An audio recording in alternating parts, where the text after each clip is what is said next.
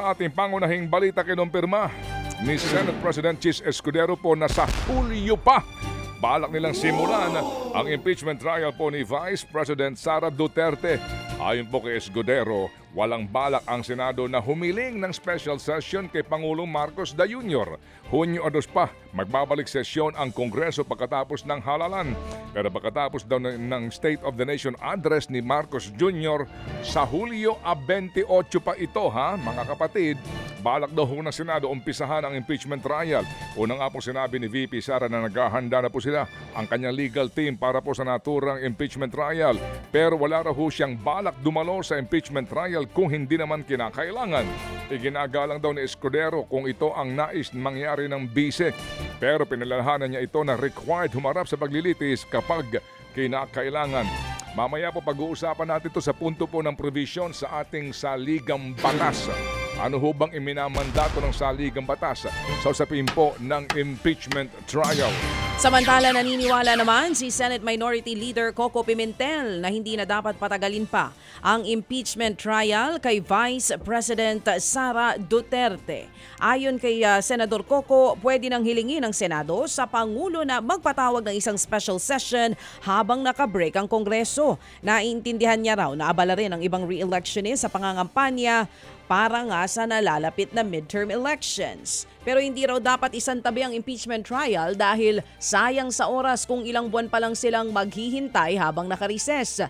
Una nang sinabi ni Senate President Chis Escudero na posibleng pagkatapos na ng SONA ni PBBM sa Hulyo, masisimula ng trial. Pero ang tingin ni Pimentel, baka abutin pa ito ng Setyembre bago maumpisahan. Ang importante na start ng maaga para hindi sayang yung oras. Kasi 3.5 months yung papalipas natin bago mag-convene ng impeachment court. Ang ginamit nga na salita sa English na version ng ating Constitution is forthwith. Ang dictionary meaning niyan is ilusan mo na agad. Yan nga po ang tinig ni Senate Minority Leader Coco Pimentel. Forthwith, mamaya pag-uusapan natin yang napaka-importanting salitang yan. Shall forthwith proceed.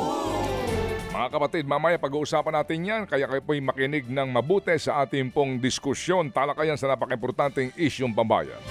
Inireklamo po naman sa Ombudsman sina House Speaker Martin Romualdez at ilang pang leader ng Kamara kaugnay po naman sa usapin ng umano'y insertion sa 2025 national budget.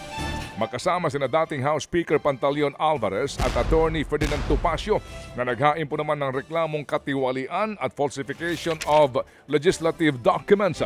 Dahil yan sa mga nakita raw na blanco sa BICAM report na niretipikahan ng Kongreso.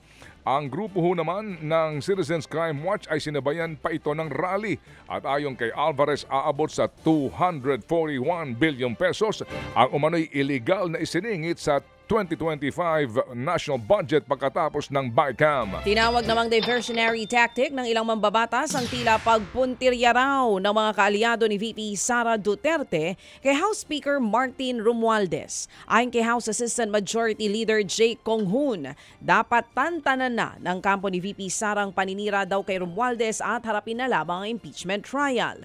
Wala raw umanong sapat na basehan ang mga ibinibintang kay Romualdez dahil gusto lang daw ilihis ng kampo ng Vice Presidente ang atensyon ng publiko sa impeachment trial nito.